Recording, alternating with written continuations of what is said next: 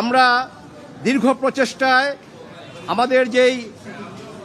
আমাদের মধ্যে যে যা ছিল কিন্তু সেটা আজকে দূরীভূত হয়েছে। আমি বলবো আল্লাহ রাব্বুল আলামিনের কাছে শুকরিয়া।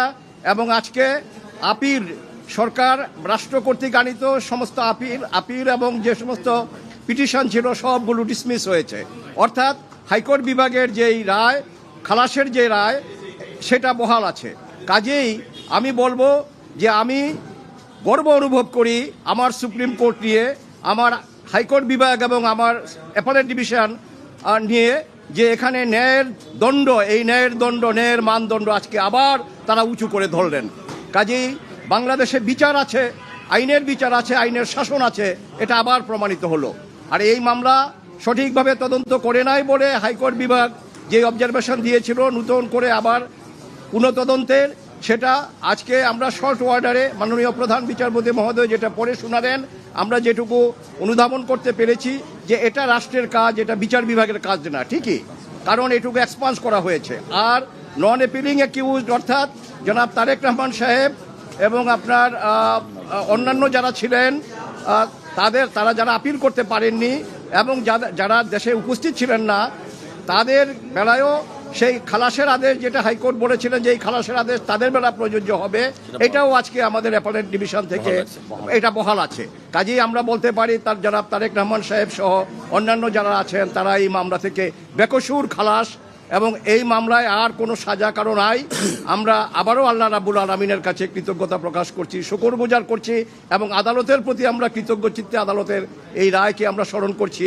এবং আমি বাংলাদেশের একজন আইনজীবী হিসাবে আমার সুপ্রিম কোর্ট নিয়ে আমি গর্ব অনুভব করি যে আবার প্রমাণিত হলো যে আইনের শাসন আছে, আর বিনা বিচারে অন্যায়ভাবে কাউকে ফাঁসি দেওয়া যাবে না, এটা আবার প্রতিষ্ঠিত হলো। এবং এই ধারাবাহিকতা যেন বজায় রাখা। আর 164 ধারার জবানবন্দি মরহুম মুফতি হান্নান সাহেবের জবানবন্দির উপরে এই টোটাল মামলাটা ছিল। কিন্তু আজকে মাননীয় প্রধান বিচারপতি যখন রায় পড়ে শোনালেন, সেখানে উনি বলেছেন যে যা একজন ফাঁসির আসামি অন্য মামলায় সিলেটের আনোয়ার চৌধুরী সাহেবের উপরে যে গ্রেনেড অ্যাটাক হয়েছিল সেই মামলায় তখন তার ফাঁসি ছিল, সেখান থেকে এনে তাকে এই যে 164 করা হয়েছে দ্বিতীয়বার, এবং এই সেকেন্ড কনফেশন, এটা আইনত গ্রহণযোগ্য না। এবং এখানে সবচেয়ে বড় কথা যেটা স্বতঃস্ফূর্তভাবে করা বা ভলান্টারিনেস, যেটা এই মামলায় উনি বলেছেন শুধু মুফতি হান্নান না, অন্যান্য যে সমস্ত স্বীকারোক্তিগুলো ছিল এগুলো একটাও ভিতরেও ওনারা ভলান্টারিনেস খুঁজে পান নাই, অর্থাৎ এগুলো স্বেচ্ছায় তারা করেননি। কাজে স্বেচ্ছায় যদি না করে তাহলে সেই স্বীকারোক্তির কোনো মূল্য নাই। কাজেই এই মামলায় শুধু আসামিদের খালাস হয়নি, আজকে একটা নতুন ধারা যোগ হয়েছে যে ন্যায় বিচারের ক্ষেত্রে আমাদের উচ্চ আদালত কতটা সজাগ পুঙ্খানুপুঙ্খ রূপে, সেখানে এটা মাননীয় প্রধান বিচারপতি মহোদয়ের শর্ট আদেশের মাধ্যমে আমরা সেটা অনুধাবন করেছি, এবং এটা ইনশাল্লাহ বহাল থাকবে বাংলাদেশ সুপ্রিম কোর্টে।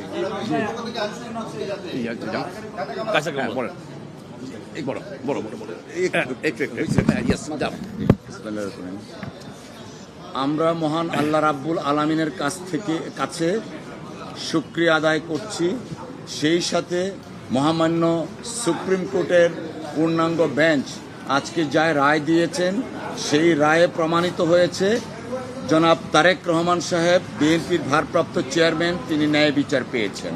আপনারা জানেন এই মামলাটা অত্যন্ত একটা হিনিয়াস ক্রাইম ছিল, কিন্তু শেখ হাসিনা ওয়াজেদ তার রাজনৈতিক উদ্দেশ্যে ব্যক্তিগত জিঘাংসা থেকে জনাব তারেক রহমান সাহেবকে অন্যায়ভাবে এই মামলায় অন্তর্ভুক্ত করেছিলেন। আজকে সর্বোচ্চ আদালতের মাধ্যমে প্রমাণিত হয়েছে জনাব তারেক রহমান সাহেব নির্দোষ এবং তিনি খালাস পেয়েছেন। পাশাপাশি এইটাও এস্টাবলিশড হয়েছে শেখ হাসিনা ওয়াজেদ প্রকৃত অর্থে আইবি রহমান সহ যারা আনফরচুনেটলি মৃত্যুবরণ করেছেন তাদের বিচার শেখ হাসিনা চায়নি। যদি শেখ হাসিনা প্রকৃত অপরাধীদের বিচার চাইতেন, আইবি রহমানের বিচার চাইতেন, তাহলে হয়তো রাজনৈতিক জিঘাংসার বশবর্তী হয়ে জনাব তারেক রহমান সাহেবকে এই মামলায় অন্তর্ভুক্ত করতেন না। আমরা মহান আল্লাহর দরবারে আবারও শুকরিয়া আদায় করছি, জনাব তারেক রহমান সাহেব ন্যায় বিচার পেয়েছেন। আমরা বিএনপির পক্ষ থেকে আল্লাহর দরবারে শুকরিয়া আদায় করছি। সকলকে ধন্যবাদ। যে অবজারভেশনগুলো আজকে আদালত দিয়েছেন তার মধ্যে প্রধানতম অবজারভেশন হলো যে কনফেশনগুলো করা হয়েছিল স্বীকারোক্তিমূলক জবানবন্দি, 12টা স্বীকারোক্তিমূলক জবানবন্দি। আদালত বলেছেন এই স্বীকারোক্তিমূলক জবানবন্দিগুলো মোটেও নির্ভরযোগ্য নয়, এগুলোকে সাক্ষ্য হিসেবে বিবেচনা করেননি। তার মধ্যে কয়েকটি কারণ বলেছেন। একটি কারণ বলেছেন এই স্বীকারোক্তিমূলক জবানবন্দিগুলো আদায় করা হয়েছে নির্যাতন এবং নিপীড়ন করে। দ্বিতীয় কারণ বলেছেন যে এই স্বীকারোক্তিমূলক জবানবন্দিগুলো আদায় করার আগে কোনো ম্যাজিস্ট্রেটের আদেশে তাদেরকে পুলিশ কাস্টাডিতে নেওয়া হয়নি, তাদেরকে নেওয়া হয়েছিল টিএফআই সেলে, টাস্ক ফোর্স ইন্টেলিজেন্সে, কোনো আইনি স্যাংশন করা ছাড়াই, কোনো বিচারিক আদেশ ছাড়াই। আরেকটি বলেছেন একদিনে 3টা কনফেশন রেকর্ড করা হয়েছিল। একই ম্যাজিস্ট্রেট একদিনে 3টা কনফেশন রেকর্ড করেছেন, যা প্রতিটা কনফেশন 36 পৃষ্ঠার। আদালত সেটাও বলেছেন যে এটি আইন দ্বারা কখনো স্বীকৃত নয়। এবং আরেকটি কনফেশন কথা এখানে বলেছেন যে মুফতি হান্নানের যে কনফেশন রেকর্ড করা হয়েছে, সেকেন্ড কনফেশন, এটা তখন ছিলেন তিনি কন্ডেম সেলে। কন্ডেম সেল থেকে এনে তার কনফেশন রেকর্ড করা হয়েছে এবং তাকে এক্সিকিউট করে ফেলা হয়েছে 342 জবানবন্দি দেওয়ার আগেই।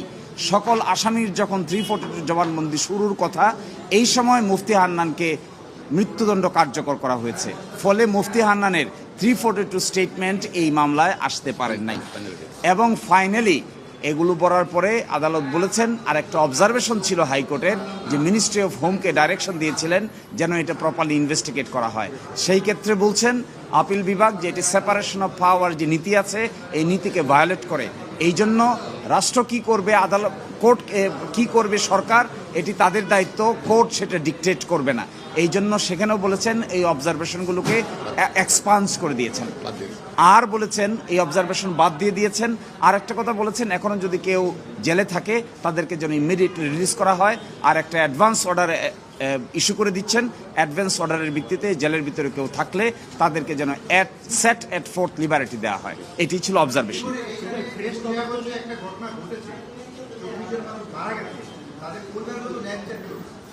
জি, এই ক্ষেত্রে আমরা যেটা বলেছি, আমি আগেও এটা বলেছিলাম একবার, যে এটি খুব দুর্ভাগ্যজনক যে এখানে একটি ঘটনা ঘটেছে।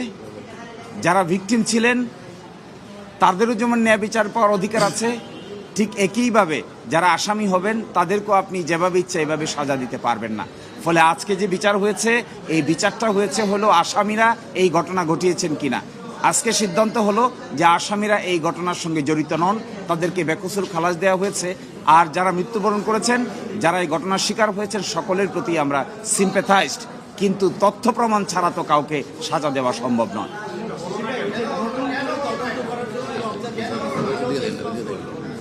নতুন করে তদন্ত করার যে আদেশটা দিয়েছিলেন, এটা আজকে আপিল বিভাগ বললেন এটা এক্সপান্স করে দিয়েছেন।